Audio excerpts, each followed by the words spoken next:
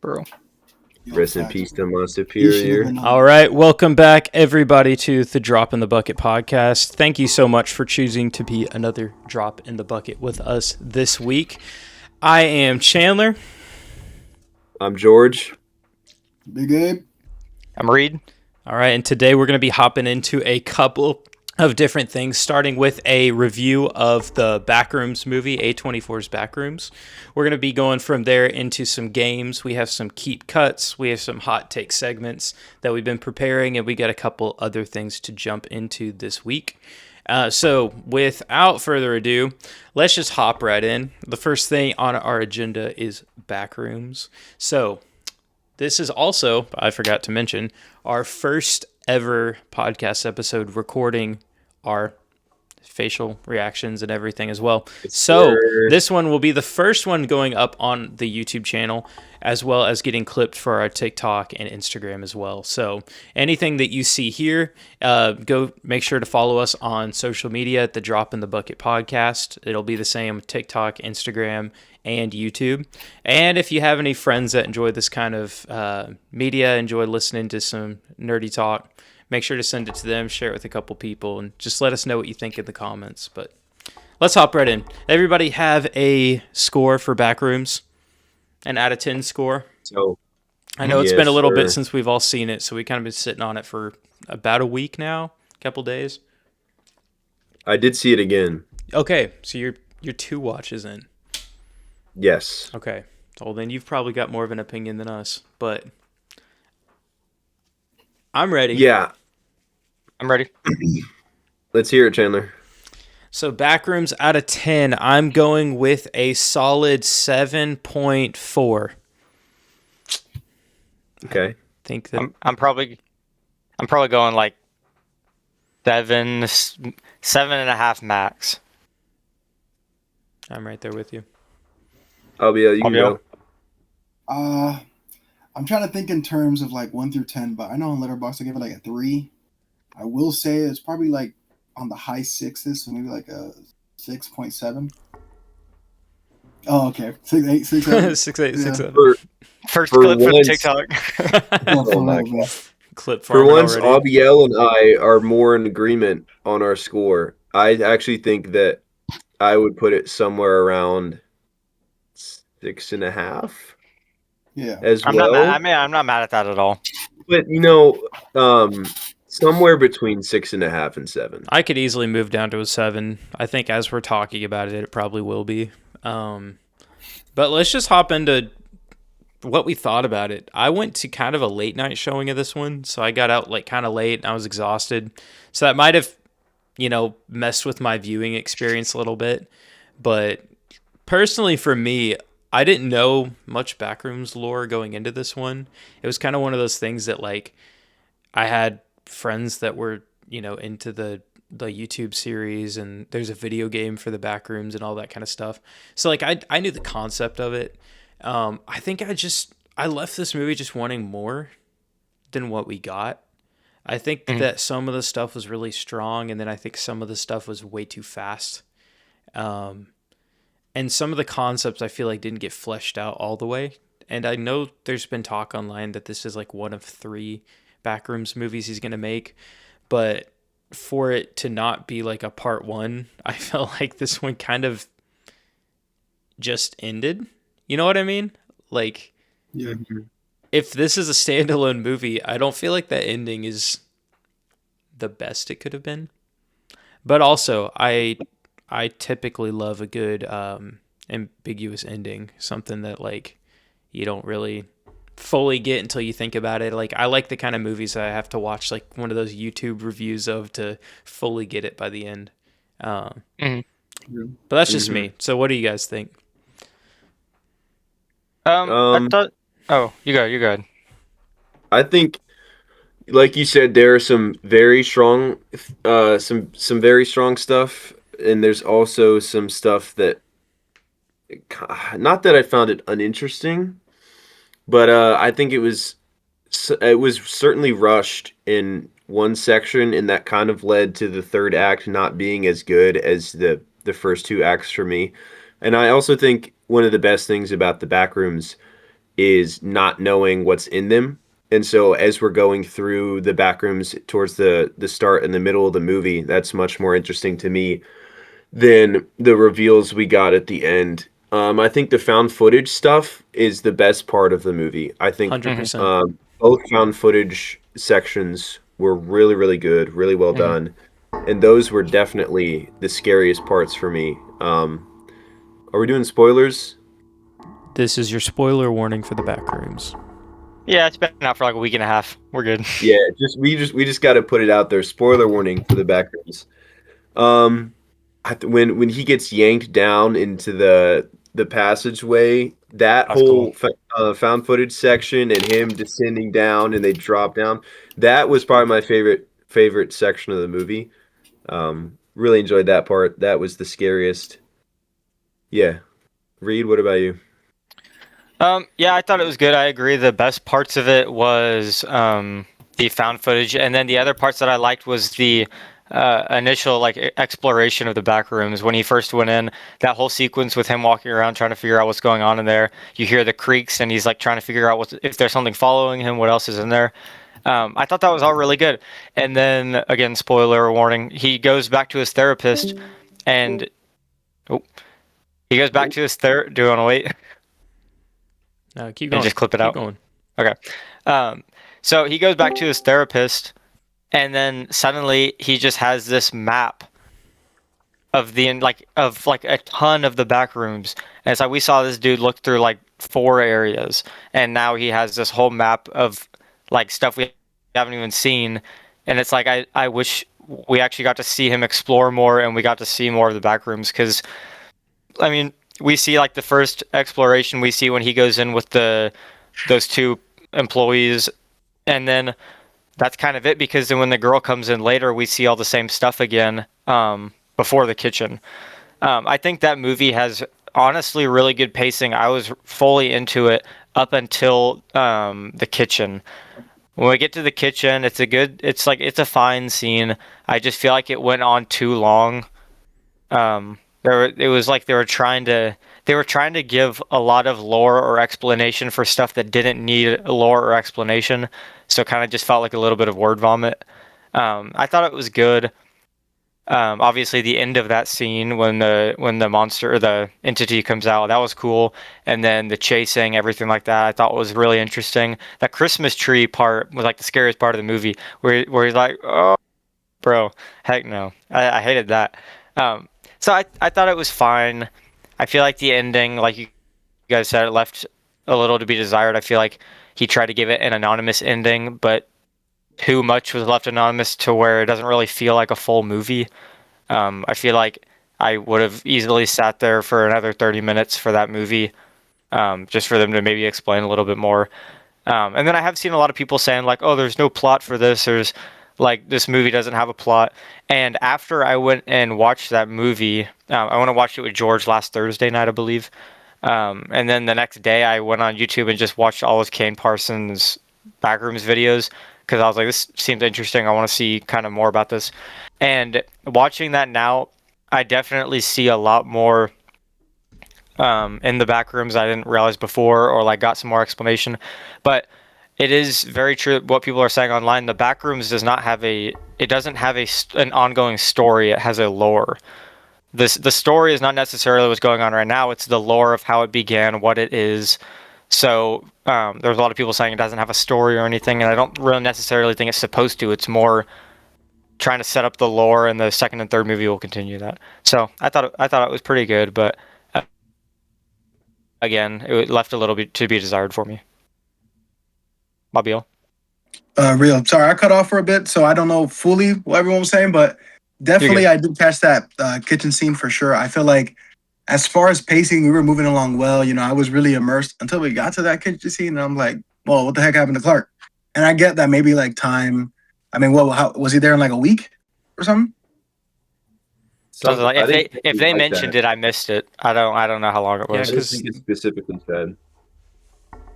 Yeah. But yeah, I was like, I feel like his leap to insanity was kind of. It would have been nice to see that at least. And then, you know, that whole thing of him eating people, or like he opened the fridge and you just see like his coworkers or the peers like her head in the fridge. I'm like, okay, yeah, he's completely lost it.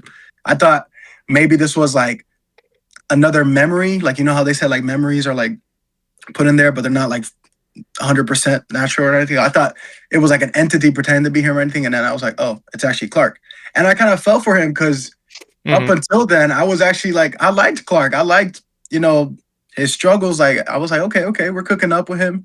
And then I did like that his whole thing was like, oh, it's okay, we don't have to change. And ultimately, I guess that was like his demise, because I mean, Pirate Clark killed him and or whatever. Which, in my opinion, that was just random as heck too. I was like, no way, is this real? Like I was actually like doubting myself a bunch of times. But and that ending, dude. So I had seen online somewhere that the whole movie got leaked on like 4chan or something like that. And everything, they followed everything up until the ending. And the ending apparently was that or the MRI company, they actually sent her back, the psychologist, they sent her back to the back rooms and were like monitoring her along the way.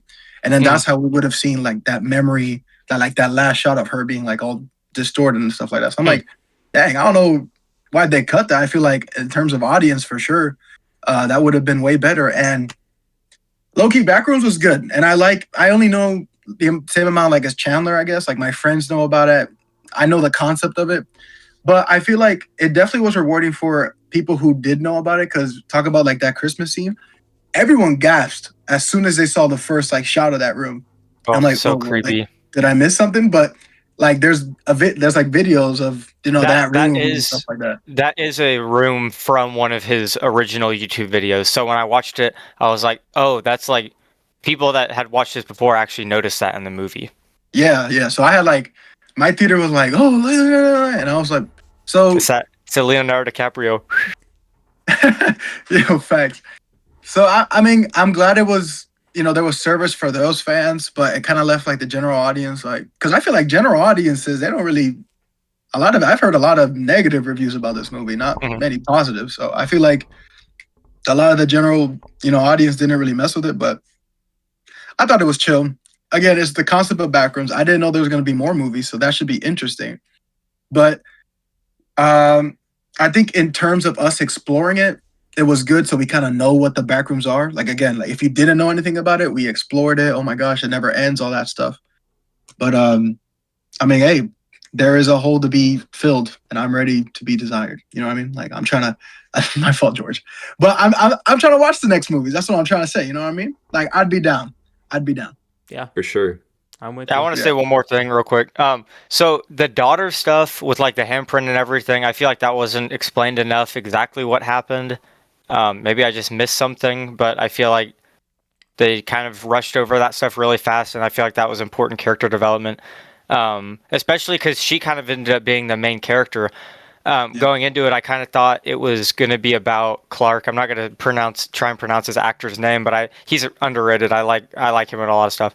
I thought he was going to be the main character, and then we get to the end and we're like, oh, she was actually the character this whole time. Was her name Mary? It was like Mary's the main character this whole time, and now looking back, we didn't really get much backstory for that. Also, Pirate Clark like came up behind him in that bathroom scene and held the camera up. It was like recording him. So in my mind, it was kind of like Smile 2 in the apartment, and they're chasing her, and then they stick their hand down her throat, and then now she's possessed, and then everything from then is a dream. I figured it was going to be like Pirate Clark did something like that, where he has control of Clark, and that's why he's evil. So it's like he spared Clark, and he's just sitting waiting in this dark room over here while he talks to her in the kitchen, and now he walks in and kills Clark. It's like, you just saved him this whole time, and then you just killed him. Also, the only thing, and this is just me, I know there's a lot of people saying that the Backrooms is supposed to be something where it's like an atmosphere. It's not necessarily supposed to be horror. It's more supposed to be like suspense and like an eerie feeling. I wish that it was a little bit more scary. I'm with George. Like the found footage stuff at the beginning, I was like physically like bracing every time that camera turned. I had a feeling something was going to be there. The Christmas part was really freaky, and then at the end we see Pirate Clark, and I'm just like, That's a cool design, but it's like I wasn't like scared to look at the screen because I knew what he looked like. He didn't really look that creepy. So for the sake of it being advertised as more of a horror, I do wish that there was something a little bit more scary, or at least do that and make him more distorted, because his face is just kind of like that. Yeah. I think that seeing Backrooms a week after seeing Obsession was like having a filet mignon and then getting a burger from Burger King. Oh, It was Yeah. like Well, hold up. Obsession That might was. be a little bit of an unfair comparison. I don't think it is because they were well, no, both we're fresh in defending my we're mind, defending we're and one defending is. we're defending Burger King, not Backrooms. We're defending Burger King. Yeah, yeah. Okay. Yeah. Just No, got I mess beers with and Burger fat King. ones. I'm fine with Burger King. You know what I'm saying, though. It was Hamburger, like Yeah, cheeseburger, yeah, Big yeah. Mac, Whopper. Obsession was such a high pedestal for horror movies this year, and it was like up here. And then I watched Backrooms, and nothing was scaring me like that. Nothing was making me feel that uncomfortable. Like Obsession, dude. There was parts that's the first horror movie in forever I was watching like this. Like there's a couple of the scenes that just made me so uncomfortable. Oh, I I was didn't get dying. that in Backrooms. I've seen clips of Backrooms, like that little squiggle monster thing. Getting chased by that's way creepier than just a I thought distorted it was looking going to be that. pirate. I thought it Like, was going to be that, and that Me would have too. been way better. because every like villain type character, like all the people in the Backrooms, they look like the freaking like what are they called? Those guys from Spy Kids that have like all the hands on their head and like the Oh, thumb Oh guys. yeah, Yeah. yeah, That's yeah. all I could think of when I saw them because they look so much like claymation and they look so much like the Spy Kids movies.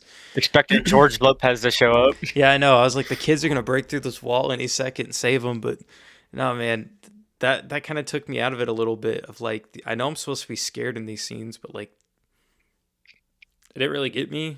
I mean, I Yeah. guess the only part that really got me was the Christmas tree scene, and then the one part where the woman just starts running into the corner, and the dude's sitting there like flipping his light, like his lamp on and off, and they're screaming, and the pirate comes in and stuff, and I was like, for a second there, I was like, okay, we're cooking, and then it just took a turn, and For real.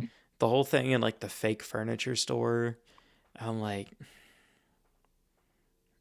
it's fine. It was fine, but it was not scary. Like Yeah. dude was walking so slow, and you had that typical horror movie where she's like this and walking back, and she hits something, and then she stands back up and hits Bro. something again. But it's like I really think the first two acts of that movie were like really good. And like the dude when he's sitting in the when he's spending the night in the furniture store, and it's like it's already creepy. He sees the lights, it's already creepy, and then the TV flickers, and it's the footage of Mm. the back rooms or like downstairs or whatever. I was like, oh yeah, I was like, I'm in for this movie. Like this is gonna be They're good. cooking. And then we get to and then like the final act kind of just loses its pacing a little bit. It kind of forgets the suspense elements that made the first half so good. Um, so I feel like if they had neatened that up some, even add some runtime on the end to kind of give us a little bit more resolution, I think that. I think You that cut out a little bit at the end there. Obsession and Backrooms have been perfect examples of a trope that I think worked so well from Hereditary, and that is using things in a shot but not acknowledging them, making that the scary Good part. take.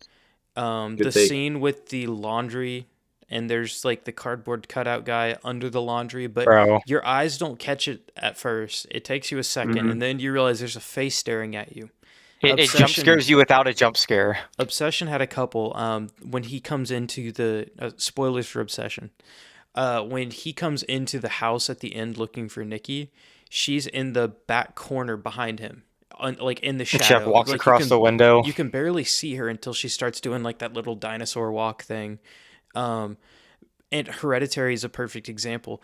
There's a shot where the son's waking up in bed, and it's like a really zoomed out shot, and like your eyes adjust to it kind of because it's dark, and then you realize his mom is like up in the corner of the room, like on the ceiling above him, and Yeah, Hannah. it's like, or like throughout the final like 15 minutes, you can Like there'll be something happening in the living room and in the background, like not acknowledged. They don't reference it. They don't like the characters don't even see it. There's just a dude standing in the closet watching everything. Never gets talked about again, but they're in that shot. They're in the attic watching them. They're in like all these different windows and closets of their house and stuff. That's the kind of stuff that gets me so much is when my eyes adjust and I'm like, "Oh shoot, like the laundry scene." I was like, "Oh, like is this what we're doing?" Cuz Obsession just did it like a week ago and it got me, bro. Like that's the kind of stuff I love was like Nikki in the corner of the room, the scene where she's we talked about with our Obsession review last week the scene where she's got like her makeup done to make her look like an old woman and she's sitting in the shadow like crying and like, why don't you love me, dude? I'm telling you, horror movie directors right now are absolutely cooking. Obsession, I watched a review or some news footage earlier today and it was saying it is the second film in history to be making more money each weekend it's in theaters. Opening weekend was the lowest it's made. Word of mouth spread this movie like wildfire. The second weekend it made 30% more money than opening weekend, and the third weekend it made more than the second weekend. This Absurd. movie is on track to be the most profitable movie of all time in terms of budget to what it's grossed. It's well over 100 million at this point off a $750,000 budget, and we get MCU movies that come out that get like $60 million, and they, they don't even look good. Their dialogue is horrible. Like this, we are in a prime time in like film for people to take a look at what is necessary and what works and what is bloat and what is something that you're going to throw in just because a company tells you to. Like Obsession is a fantastic movie from a director who has not had a movie done before, but he had a vision. He knew what he wanted to do in every shot, and he did his own style. And you get movies like that every once in a while that just absolutely cook, and they feel like a breath of fresh air. There's something new, and I absolutely love going to see those kind of movies. I think that we are in a good place right now where these are becoming more and more common. And it shows. I mean, as much as we love Mando and Grogu, it's tracking under both of those movies right now. And they're both made by first-time filmmakers. People are haters. It's just Super crazy. young, by the way, bro. And Backrooms as well. Like I think that wasn't it A24's biggest opening? Yeah. Yeah. So Makes me excited two for great A24. directors. They're doing that Too Elden young. Ring Dude, movie, man. A24 is cranking out movies right now. Every A24 time is I on the rise. every time I go to the theater, there's an ad for a new A24 movie. I'm like, oh my gosh. They just That's gave selling, A24 takes swings. they gave Which Elden Ring is a the great. biggest budget they've ever done. So the That's Elden crazy. Ring live action movie is made by A24 and That's it's gonna going to be be their peak. biggest one. But I will say, will- bro, like going back to what you said about those two directors, I feel like we're in a time where people are starting to care about their craft more. Mhm. Because not only horror in like good hands, but the whole Predator series as well. I forget his name, but he like started up that universe again. I mean, we got Prey, Badlands, we got Predator. Was it Killer of Killers? Mhm. He's been cooking up with those, and like that universe is like coming up again with actual good writing. Godzilla. So I feel like, Godzilla gonna be peak too. Godzilla -1, another example Yes. of a movie that came out of nowhere, and you can tell that that was just a passion project for that director, man. Mhm. And it's in Japanese. Dude, Pe- I saw that scene earlier again when he uses atomic breath and the tail. It's like The spikes coming and up. That scene's yeah, horrifying, the bro. spikes he come goes out. No, when the spikes go into his back, and there's like a second of silence between when they go down, and it's just, bro, it's so cool. It's like, Yeah. it's like a beam, bro. That movie's so good. I can't Atomic wait for the bomb next acting, one. man. I need Isn't to it- watch that Zero's gonna be again. peak.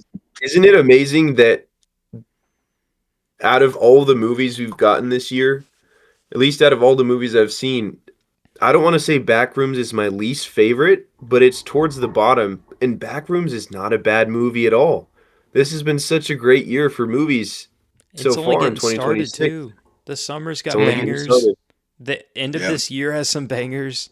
Like We're gonna get into Mhm. that in our next episode. That's a segment. And for horror as well. Yeah. Because you got Hokum too, that was, I think, better than Backrooms. Hokum and Obsession in Backrooms, not even halfway through the year. But Good not stuff. Housemaid, because that movie was trash. Housemaid Yeah, I was know we want to watch so that. bad. But There's only one type of people that went to watch that, and I did not go watch it. I walked out. People so that wanted to see Brendan Sklenar's Batman. Heck It's true. no. That's why Not we me. need Bat support. fraud. He'll never be Batman. Not the Bat Goat. No, I've would moved be on from cool. that. I've moved on from the Sklenar train. No, Sklenar, I'm he off has a this. place in the DCEU, and But his place is Sure. Deathstroke. No. I'm off the Sklenar for Batman, but I saw a clip from was it Housemaid? Mm-hmm. Yeah. I saw a clip from that, bro, where Amanda Seyfried, or however you say it, she was standing next to him. Bro, he is huge. Yeah. He's Like huge. he is a He is. giant person. But he ain't Batman. So that's all that He can. could be. Hell no. Please Nah. no. He could Do we be. wanna move on to our next thing, Chandler? Let's move it along. Let's do it. All right. Yeah, real quick though. For Backrooms. No, we don't have time. We don't have time. We don't have time. For last point, I would say like only two things. Like I felt sorry for Clark, and then in terms of like that horror thing, I will say I was like Chandler. I came back from work, so there was like that first jump scare. I low key knocked out and then woke up to, it, and I was like, oh word. And then, shoot, what was that last one, bro? It totally slipped in my mind. Oh yeah, dude. So when they pulled down that one guy from Night of Seven Kingdoms, like the boyfriend of the girl, Mm-hmm. I was like, okay, you were already expecting that he was still tied up, so he was gonna get pulled. He's But in when Night they of the pulled Seven the bed, Kingdoms.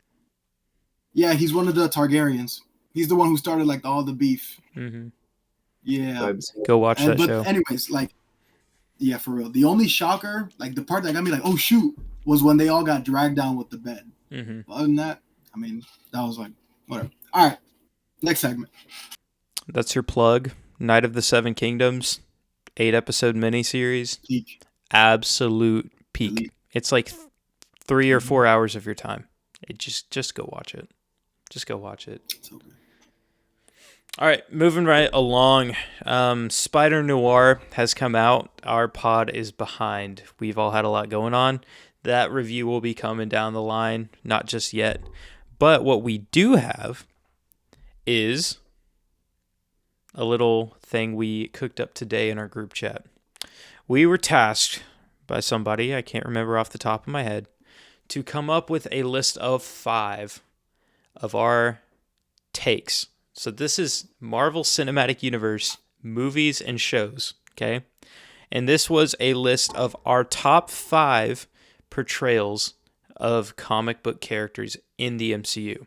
So this means it could be a hero, villain, side characters, anything who we think has done the best with the source material and made their character the most like that.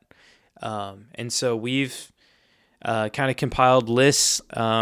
I have a couple that I feel like are sleeper picks that kind of go unnoticed a lot of the times. And then I have a couple honorable mentions as well. So I don't want to start us off. I've been talking for a little bit. So, George, are you prepared with your 5? I want Reed to go first. Well, we know what his Do number we- 1 is. Do we want the list? Next person talk about the list, or do we want to do all of them and then talk about it? You could do your list, and then we'll talk about it. Yeah, give us your list, and we'll Okay. react as you go. So originally, I think it was George that suggested this. Originally, I was like, "Oh, I got my 5," and then I started to think about it, and I was like, "There's no way I can pick 5." So I have a little bit of a list, but I'm going to burn through them really fast. So I want to give some honorable mentions to a couple of people that are like maybe they have an appearance in the MCU or they had one movie and they're like really good in the Fox universe, but they haven't had enough in the MCU yet. So Ryan Reynolds, Fassbender and McKellen as Magneto, Patrick Stewart, Hugh Jackman, Alfred Molina, Willem Dafoe. All of those are like generational castings. Like they are amazing for that character. It's just they haven't had enough in the MCU yet for me to put them in my top 10 or top 5. My other one, Idris Elba's Heimdall. Bro, people do not talk about him. He's like he's he's good in that role. I have Josh Brolin as Thanos, James Spader Ultron. I really like them, but I value like facial acting, not like motion capture, a little bit more. But I need to give them a shout out. And then Chris Pratt Star-Lord, he's awesome. I just don't have him up there. Okay, so I'm gonna go through. I have a top 10. I'm gonna go through my bottom 5 pretty quick. And really, apart from my top 2 or 3, I think these could change drastically depending on the day. So don't get too offended by the order. Number 10, I have Tom Holland. I think he does great as Spider-Man. But what I also valued for this list is, could I see somebody else maybe playing this character? And I feel like I could. But I feel like for what he does, he's amazing. And again, when Brand New Day probably comes out, or when it comes out, he'll probably move up on the list. Again, don't get mad because these could change. 9, I have Vincent D'Onofrio, Kingpin. 8, I have Wilson Bethel, Bullseye. They're amazing, but right now it's just the sample size. 7, I have Tom Hiddleston, Loki. I really do not think there is another person out there that could play Loki on the level he does. Like this, like snaky, sly trickster. Like he does it amazing, and I really don't think there's anybody else who could have done it at the level he has. 6, I have Chris Hemsworth, Thor. Same thing. It's like this stoic, like hulking figure, and I don't know of anyone else who could have played that to the level that he did. I think every performance he has is good, whether or not his movies are good. Every performance he has is good. His line delivery is amazing. His lines in general are good. I think he's phenomenal for what he is. All right, on to my top 5. It's an underrated pick. I think Chandler may have this on his list somewhere. And I guarantee one of you didn't think about this. I got J.K. Simmons as J. Jonah Jameson. He is literally J. Jonah Jameson from the comics. So like 100%. He is so good that they didn't recast him for the MCU. They kept the same character. And I think he's J.K. Simmons in Spider-Verse. Like, he's so generational as that character that they won't change him because they're not going to find somebody else who can fill that role as good as he did. I almost put that on my list, but he's only in No Way Home, and I didn't like him as a podcaster. That's fair. But like, if you look at the comics from like 40 years ago, that's J. Jonah Jameson before he was even in Spider-Man 1. Number 4, I have John Bernthal, Punisher. Like, I don't really think I need to say anything about these top 4. He's just amazing. 3, I have Charlie Cox, Daredevil. Again, amazing. Those two are definitely ones that could probably switch depending on my mood. I think they play both really like amazing characters. Obviously, their acting is amazing. Number 2, I have RDJ. And number 1, I have Chris Evans. I know. What? Are you kidding me? Where's Hugh Jackman, bro? I said I put him in honorable mention because he's only in one MCU movie. He's only in Deadpool and Wolverine. I put him in honorable mentions with all the other Fox. I didn't put any Fox on my list, I guess, apart from JJJ. No, but Chris Evans, I could be biased. Chris Evans, like... Oh, could be biased. That's definitely biased. Could be biased. He's easily... Okay, even if I'm not biased, he's top 5, 100%. So I don't think it's... He's top 5. I don't think it's crazy to put him at 1. If you don't put him top 5, that's actually like that is 10. Incorrect. He's one of the pillars of the MCU. Doesn't mean he's one of the best. You guys are just rage baiting. You guys are rage baiting. Maybe top 20. He's literally a pillar of the MCU. Already, bro. He didn't get replaced. He's coming back because they couldn't find somebody to replace him. No, they got sloppy with their writing. That's why he's coming back. Sam Wilson flopped. And the MCU's like, okay, yeah, we cannot replace Chris Evans. Let's bring him back. No, they don't have faith in their project. Why do you think Robert Downey Jr. is coming back? New characters, and they're nostalgia baiting in Doomsday. Why do you think they're bringing Robert Downey Jr. back? Why, like, that's more. It's the same reason. Okay, but you guys are gonna put RDJ in your top 2 or top 3. Every time I think about Doomsday, man, I realize that. How is Captain America not earned? He is one of the best treated characters in all of the MCU. Every movie he has is good. The only 2 movies where he's sidelined, at least no, George, don't even give me that. The only 2 movies where he's sidelined is Infinity War and Avengers 1. And Infinity War is Two of the top 4 or 5 movies in the MCU, by the way. Infinity War's Yeah. 1. I don't hate that at all. 2. Sorry, it's 2. I think both of those are in my top 5. No, but like even his 2 where he doesn't give us much room to shine in those movies, he's still if you bring up Captain America, everyone talks about Winter Soldier Captain America. Or not Winter Soldier, Infinity War, sorry. Outshined in his own movie. Sebastian Stan gives a better performance in Winter Soldier than Chris Evans. Bucky Barnes is a better not crazy. character. But also a lot of that is the shock of him being back, him still being alive in that movie. Also, you think about the different roles, like they're just completely different. But I mean, I don't think it's crazy at all to put him at 1. He's easily a top 5 for being a pillar of the MCU. But I think as 1, he's just portrayed everything I've wanted from Captain America on screen. Maybe somebody else could have played the character, but I really don't think they could have played it as well.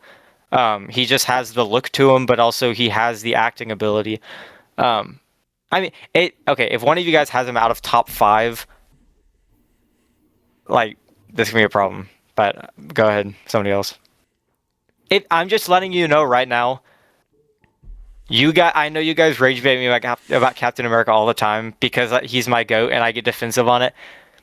Factually, if you have him out of a top 5 MCU actors, that's just wrong. If you post that on TikTok, they're gonna tell you you're wrong. He's one of the greats of the MCU. That's not debatable. It's a fact. There's a lot of greats, bro. Name a bad movie Captain America's in. Name a bad movie Captain America's in. It's not that. It's that has nothing to do with his portrayal, though. Name a bad performance he has in those movies. It's not that. It's that other people have. That is exactly what it is. We're saying how good they are as a character. Performance is everything. But everyone else has a better performance than him, bro. I thought it was how accurate they are to their comic character. Oh. The Winter Soldier comic. The whole thing, because he's one note and his character's one note. It's just not true. Every movie has had completely different performances and completely different story arcs in every movie. If you take Captain America, you should be good. No media literacy. No media literacy. You don't need media literacy. He's the most straightforward character in the MCU, man. He's not. Hey. I mean, you guys just don't pay attention to the movies. We can't sign these accords. You guys are like Iron Man fans when it comes to Civil War, and you say that you're still Team Iron Man when he literally. I don't like Iron Man. I'm saying that's how you guys are. Iron Man literally admits he's wrong in the movie, and people still defend him. You guys are hating on Captain America when literally you just have to watch the movies and you know that whatever you're saying is not true. Every performance in every movie is different. Every story arc in every movie is different. There's nothing about it that's one note. Benedict Cumberbatch clear, bro. That's insane. That's just factually incorrect. That's going to segue to my list. Okay, who wants to go next? He's underrated. He's underrated, but Chris Evans is one of the GOATs. If you take what I looked for when we were talking about some comic accuracy as well as just in general, if you take a page out of that character's comic and you have that character read those lines and act that out, how accurate is it going to be? Chris Evans as Captain America, if you take a comic page, apart from the X-Men, because they make him a bad guy for some reason, they make him like a mutant racist. If you take a Captain America page, that is it's just one of the best. I don't see a area where he's not Captain America or where he's not one of the best portrayals in the MCU. I'm about to flame y'all's list. Go ahead.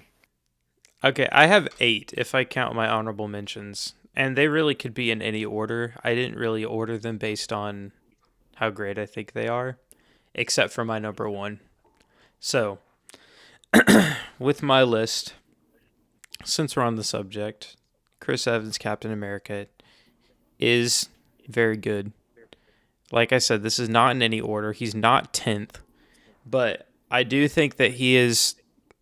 The Winter Soldier is my second favorite MCU movie, and I love Civil War that is. And because of Bucky. And I'm a Winter Soldier fan since day one. And I just love what he's done for the MCU. I like the way he's contributed to stuff. I do think as a leader in the Avengers, a lot of times it doesn't feel like he is the leader. There's plenty of times it feels like that could be either Iron Man or him. Just Iron Man in every Avengers movie says Captain America will follow your lead. okay. That's not what I'm saying right now. Even in Endgame, when he was like, "Oh, Captain America, I don't want to trust you anymore," they go back in time and he literally says, "Captain America, it's your call. Are we going to the war base or are we going back?" He literally says it's your call. That was Tony, He bro. is the leader. That's one example. He was like, "You trust me?" He was like, He follows Captain America's lead in every movie. The only movie he doesn't is Civil War, and that's because he's wrong. Even in Age of Ultron, Iron Man was on his own that movie, trying to do his own thing, and they butt heads in that movie. And at the end, trying to improve the world, by the way, by giving them technology that would improve everyone's life. Blew up a country, but okay. And then at the Unintentionally. end, that's still his fault. Regardless, he literally created the person that did that. That is 100% on his fault. Especially for going behind. He went behind the Avengers back to do that. He is the worst team player ever. He went behind the entire Avengers back to do that. Ever? No, he Not didn't. ever. Bruce Banner literally did it with him. Sacrifice play. I mean, out of the original six. That thing with him too. Bruce Banner's in the original six. That doesn't mean it's right. Just because Bruce Banner, who has no spine, goes with him does not mean he's correct. You're tripping, Reed. How is Ultron not his fault when he went behind all of the Avengers back, even after they gave him warnings not to do it because it may not turn out how he wants? Even Bruce Banner told him, "Hey, we don't really understand this. Let's maybe think about this before we do it." Iron Man literally guilt trips him and pressures him into doing it, and then Bruce Banner helps him, and now of his own volition. He guilt trips into doing it. It's the same as Civil War. I'm lucky gonna have to like rewatch, bro, so we can actually. You guys are tripping. Ultron blowing up the country. Yes, Ultron did that. Who created Ultron? Who deliberately created Ultron when everyone told him not to? That's wrong. Jarvis did not create Ultron. Ultron kind of created itself. Yeah. He created the AI. Like as soon. But then you guys are actually just wrong though. Am I the only one that actually remembers this movie? He literally Ultron, created goes the into AI the internet and like forms his own opinion after he was created by Iron Man. Yeah, Ultron saw all of Captain America's previous movies and decided the Earth had to go. Yeah. Oh yeah, because his 3 movies aren't good, and Iron Man 2 and 3 aren't mid as crap. Hey, let's get through the rest of my list before we get too Yeah. Let's keep this rolling. Again, I don't have these in any order, but this would have been an honorable mention because when I made Captain this America's list, one on your list. I was thinking about how well they played the character from the comics to the screen, and that's the way that I like made my list. Ebon Moss-Backrich, I don't know how to completely pronounce his name. His portrayal of the Thing in Fantastic Four: First Steps was really, really well done. I love the Thing in the comic books because he's not like the Hulk whatsoever. Like he actually is smart. He's like a normal guy just stuck in that body. And I think they did like a perfect job. Like he's wearing normal clothes. He acts like he's the fun uncle. Like the way that they did him in that movie was just perfect in my opinion. And I think his acting was great. I think that he fit right in with that cast. And by the end of that movie, you could have convinced me they're all a family. And I think just a great job. Another character that I think got translated extremely well onto the screen in the MCU is Iman Vellani's Miss Marvel. I think that from what I've seen of her in the comics, they absolutely nailed her personality, her family, and everything, like in the Miss Marvel show and also in The Marvels, because I think The Marvels is underrated. I think it was a funny movie. But I think Iman Vellani did a great job. So those are kind of my honorable mentions. I would throw Wilson Bethel and Vincent D'Onofrio in there as well, just because of their recency in Born Again Season 2. But I've been a Vincent D'Onofrio glazer since the Season 1 of Daredevil. All right, and then now we're moving into what I had as my top 5 in any order. Okay. Is your top 5 definitive, or could that move around? This could move around except for one. Okay, I know what it is. I really don't have these in any order. Charlie Cox as Daredevil, uh, like ju- juggling the different emotions that come with like his Christianity as well as what he believes his purpose is and the things he has to do to protect his city, as well as how well he acts in his courtroom scenes. And I could honestly throw the entire cast of that show on here. Deborah Ann Wool is incredible as Karen Page. I think that in every single scene she's in, she steals the show. I have nothing but great things to say about her. But Charlie Cox, I mean, Daredevil's my favorite Marvel character. The treatment that he's gotten on the big screen is just, I mean, not on the big screen, it's just been in television so far, but I think he's been fantastic, and I cannot wait to see where he goes in the MCU from here. Um, Another one that I think is a sleeper pick that I had to throw on this list, because if I'm thinking about them in the comics and them on the big screen, Paul Bettany is Vision. Very stoic, very you can tell he's an AI in the way that he like talks and processes information, but then when you get those emotional scenes, they still hit, right? Like the I can feel you scene, right? Wanda snapping his stone in Infinity War, the stuff we get in WandaVision with those flashbacks, kind of his character's progression. Like we said with Ultron, it's a lot of learning about humanity, and he has a lot of that as we go forward. And the quote, what is grief if not love persevering, is such a great line, man. Like I think about that sometimes. I'm like, the concept of that is really cool to me, and the way that they nailed that from a robot and not from like a human character is interesting to me. So I think Paul Bettany has to go in that conversation. As well as Benedict Cumberbatch as Doctor Strange. I think that he is phenomenal as Doctor Strange. He looks the part, he acts the part. His humor's, it's great for the most part, except the Scooby-Doo line. I like the way that they do magic in the MCU. I think that they implemented it really well. I think that his standalone Doctor Strange 1 is a sleeper pick in the MCU. I think they do his backstory really well about being a surgeon and learning to give that up. And I just think it's interesting. He went into magic looking for a cure and, walked away not even feeling the need to be a surgeon anymore because he'd found a new purpose. I think that's interesting. I have Robert Downey Jr. I know you can't have a list about characters that have translated well from comics to screen without him. And I know Reed has plenty of thoughts on Iron Man, but at the end of the day, whether he's your favorite character or not, whether you agree with him in the movies or not, he's a spot-on casting, and he's spot-on with who his character is in the comics. Tony Stark's not a likable guy in the comics either. I think a lot of people forget that. I'll agree with that all day. I'll agree with that. I think that he nailed everything he's been in. I think that he is always giving a good performance. I'm really upset to see him as Doctor Doom, but I hope he can surprise me and prove me wrong. And at the top 3000. of this list, ladies and gentlemen, is my favorite casting of any comic book media project. Jon Bernthal as the Punisher. How could it get more perfect than that? This man delivers on so many emotional scenes. His dialogue is always so good. His stunts, his choreography, his action sequences, the way that his family is implemented into his story, his past as a soldier just bleeds through into all of his scenes. Jon Bernthal, in every single thing I've ever seen him in, has given such a good performance. And I think that he was absolutely born to play the Punisher. I could not picture somebody else taking that role from him, and I want nothing more than to see him interact with more MCU characters. I would love to see a Captain America Punisher scene. Like, that would be so cool to me. Just put him in everything. Give this man some work, and keep him in stuff. I can't wait to see him in the Odyssey.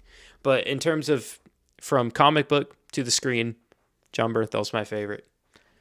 I do really like him, and I like all respect to him because it's great. But when you said stunts, the only stunt that came to mind was the one last kill where he's falling with like the AI, like bro. That's he looks the only one that exactly came like to mind, Joel but... from The Last of Us on the PlayStation 3. No, but he is phenomenal. I love him. CGI in the MCU. It is. That or like the Love and Thunder floating head is terrible. Oh, the Doctor Strange, the eye. on his forehead. That's bad. The eye's from One bad. Last Kill is worse. Oh, the eye's bad. It's pretty bad. Honorable pretty- mention to Natalie Portman as Jane Foster just for being in the MCU. All knowledge. All right, I'll be what you Stellan cooking up? Skarsgård as Eric Selvig. That's Luthen right there, bro. Luthen Rael. I guess this isn't horribly in order. Maybe top 3.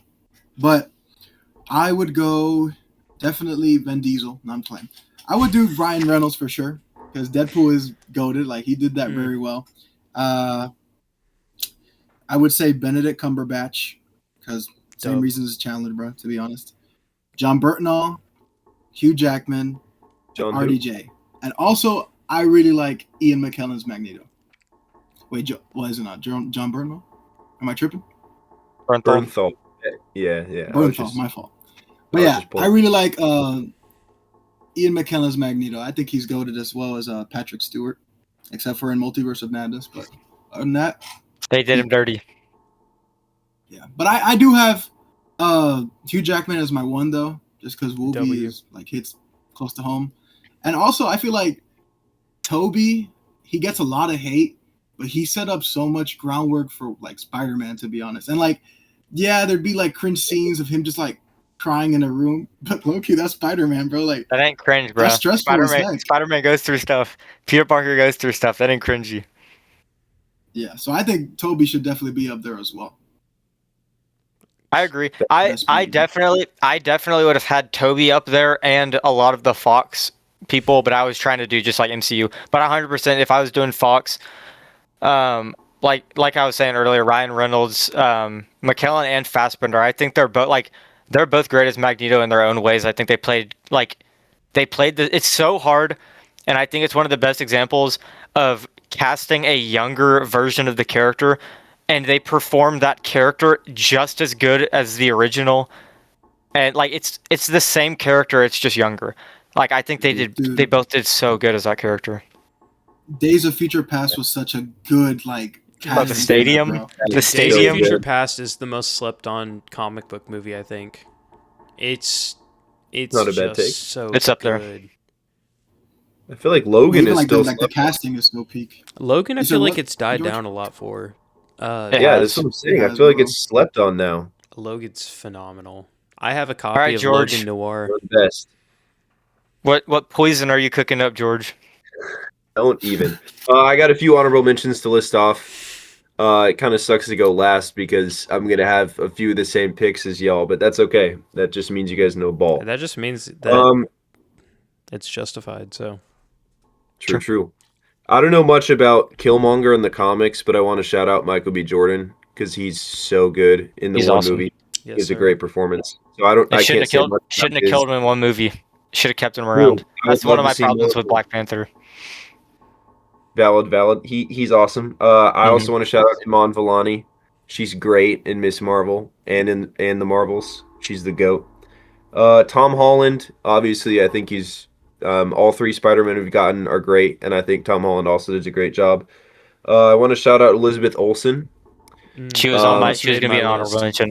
Mhm, me too. Portraying the grief that she's going through in Multiverse of Madness with the loss of her children, or not the loss of her children, but her children being lost from her. She does a great job. I also have Patrick Stewart, Sir Patrick Stewart. Technically he's Fox, but he's in the MCU in this one little segment where he gets murked by Scarlet Witch. Samuel L. Jackson, I want to shout out. The GOAT, Nick Fury. Dub. Don't know much about him in the comics either, but you can't go through an MCU actors list without at least mentioning Samuel L. Yeah. Jackson. He's one of the pillars of the entire MCU. Been Along there with from Captain the America and Robert He's Downey always Jr. there. and We'll see. Built the Avengers. I want to shout out Clark Gregg, Mr. Phil Coulson himself. He is the GOAT. So that That's an so insane so that's what underrated, that bro. thing does. What Oh, a dude, great he's take, so good. George. I'm like shaking Every your hand scene. through the camera right now. Every scene he's in is the best. So I had to shout out our boy Clark Gregg. his name So is this is the Agent. top 5 I came up with. I'm kind of in the Ball. same boat as Chandler. That these could like kind of move around. Um, so I'll list them off 5 to 1, but it could be switched. I have Benedict Cumberbatch at my 5. I accidentally made my list 6, but I just pushed one of the 6 to my honorable mentions. I'm gonna take Benedict Cumberbatch at 5. He looks genuinely exactly like he's drawn in the comics. I don't think there's another actor that looks more like him. Next, I'm going Tom Hiddleston. Easily one of the best performances in the MCU. He does a great job. He's been there from the beginning. Next up, I do have Chris Evans. As much as I love to rage bait read about his Captain America takes, Chris Evans is one of the cornerstones. Okay, I'm not mad at Marvel that because Abiel didn't even mention him, bro. Not even mentioning him is wild. Sebastian That's what I'm Stan's better. saying. The impact that he's I didn't do had a on whole top 10. I think he deserves to be up there. He looks just like his comic book counterpart. So I have him at 3. Number 2, Charlie Cox Good boy. as Daredevil.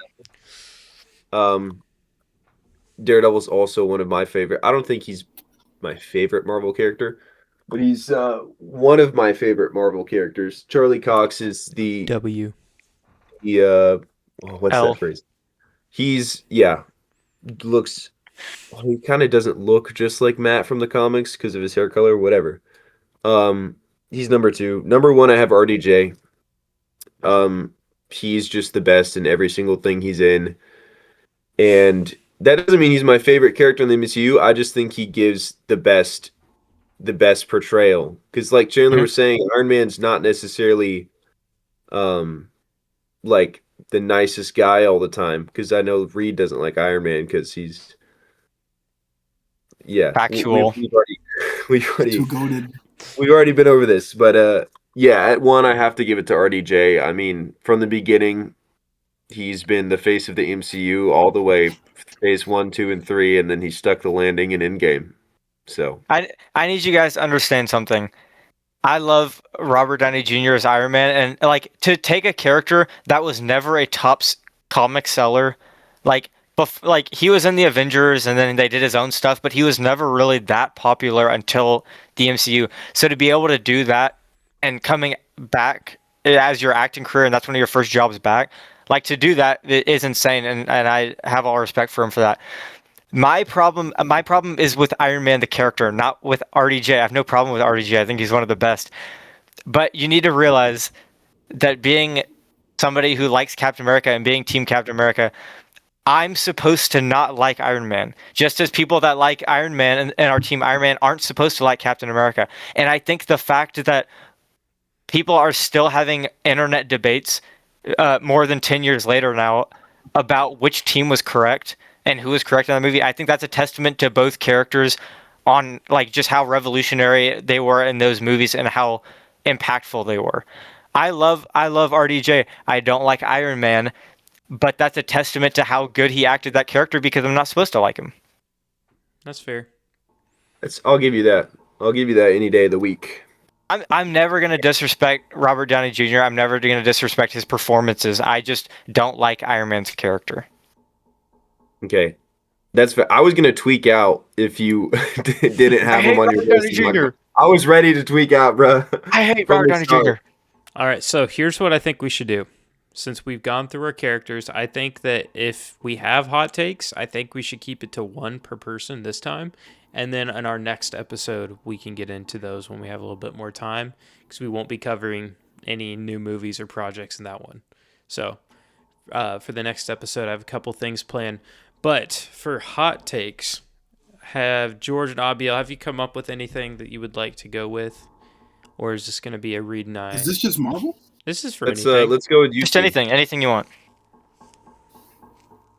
Y'all can go ahead, and we can also just bounce off what you're saying, and then hopefully. Yeah, we can agree or disagree with y'all two's takes. I'm ready. All right, Chandler, you go first. It'll be spicy. Oh no, I know what he's gonna say. It's terrible. You don't know this take. Although I'll go with that one. I'll go with the one you're thinking of. This last brace weekend, brace yourselves. I rewatched. I'm gonna get beat up. I rewatched the Lego Batman movie, and it dropped down like a star for me, man. I have always loved that movie. I've been such a defender of it. That movie's pacing is atrocious. Whoa! What are you talking about? What? It's This dude peak! and then there's like sections that like Yeah. take forever, and then there's sections that are boom boom boom boom boom, and then it just takes for or just stops. And I could be completely wrong. I just was not in the best mood when I was watching it, but it just didn't hit for me this time. I still think there's the parts of only it that I part- love. There's still parts of it that I think are really fun. They're really good, but there's also parts of it that I'm like, The only part that I will Okay. give you that I do not like is like, and it's a kids movie at the end of the day, so I'm just complaining over that. But the only part of that movie I'm not necessarily like, yeah, I love that, is like the joining heads at the end and they pull the city together with their abs. That's the only part where Yeah. I'm like, eh. But apart from that, the movie's great. Black. Every movie starts with a black screen. Oh, and he goes, password, Iron Man sucks. it might have just been So- because I've seen it so many times that like the jokes weren't hitting for me this time or what. And I could be completely wrong. The next time I watch it, I could love it again. But just sitting down rewatching it, I dropped it down a little bit.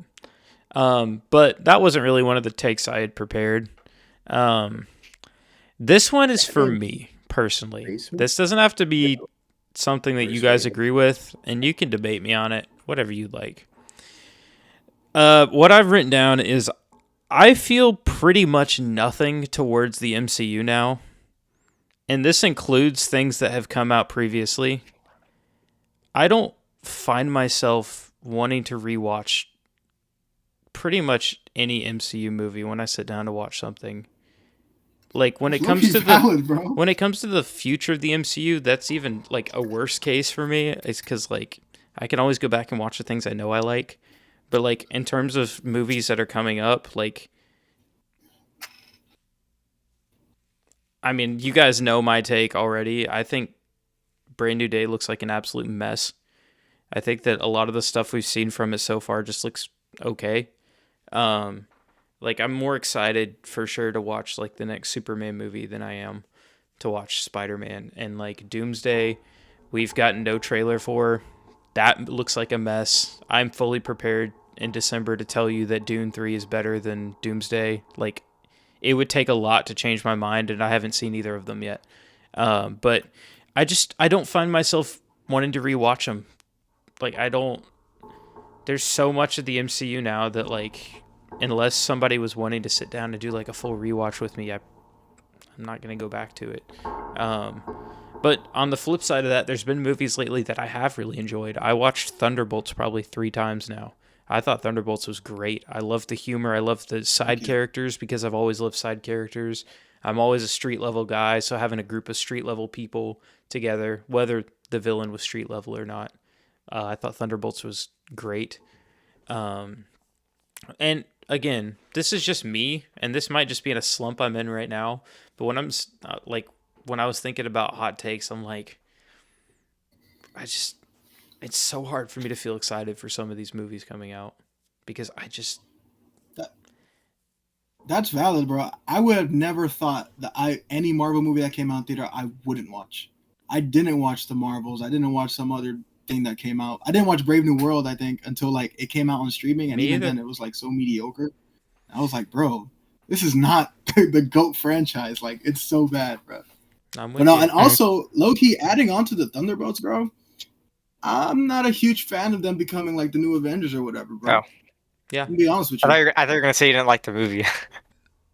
No, hell no. That thing was shout out George and JP, bro. That But movie is so good, bro. yeah.